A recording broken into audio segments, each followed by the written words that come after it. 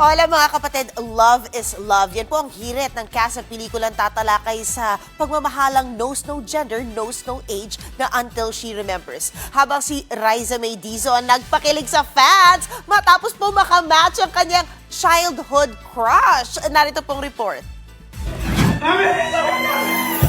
Kahit tapos na ang Valentine's Day, eto! At may nagpakilig pa sa Dabarkats. Ang nakapares kasi sa heart-to-heart segment ng dating ating maliit na si Riza May Dizon. Ang kanya raw childhood crush na si Jacob. Eto nga sila noon, no? At eto na sila ngayon. Siyempre, natuloy rin ang kanilang heart-to-heart date.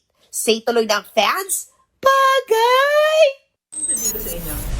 Very loud and proud si Juan Meg Bondoc sa relasyon nila ni Aiko Melendez. Sa Instagram, sinabi ni Juan Meg na parang tahanan ang pakiramdam niya kay Aiko. Promise niya, mamahalin lalo sa pagdaan ng mga araw ang kanyang girlfriend.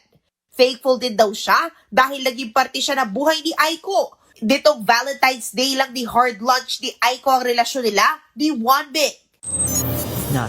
Paghiwas sa paa, pagpapaligo.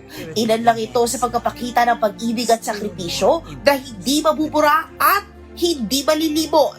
At makikita ito sa pinagbibidahang pelikula ng dalawa sa living legends ng industriya, Boots Anson Roa Rodrigo at Charo Santos Concho sa Until She Remembers. In my case, biniro nga ako ng mga anak ko, Ma, it took you 81 years to bear. I mean, bear as in, I was wearing a skin-colored. But you know what? We were both in character. Oo, talaga. Yeah, we were not mindful of Oo. bathing scene ba to or ano. Basta it was a caregiving scene.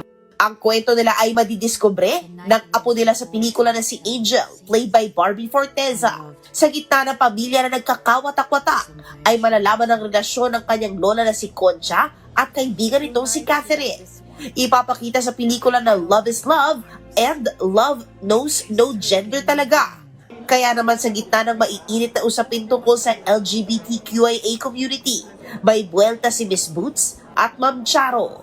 Sa human experience kahit na ano, walang kasarian, di ba, walang edad, walang gender, walang katayuan sa buhay.